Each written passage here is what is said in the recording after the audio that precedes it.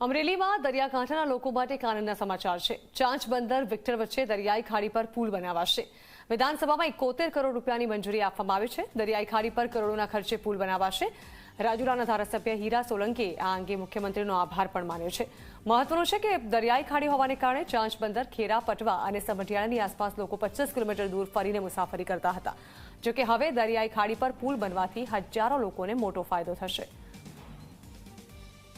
ચાંચ ગામના પુલની મંજૂરી મળતા 71 કરોડ રૂપિયાના ખર્ચે જ્યારે આ ચાંચ ગામનું એસ્ટિમેટ જ્યારે નીકળેલું હોય ત્યારે આપણા કાર્યશીલ મુખ્યમંત્રી શ્રી ભૂપેન્દ્રભાઈ પટેલનો આ તબક્કે અમારા જનપ્રતિનિધિ તરીકે હું ખૂબ આભાર માનું છું।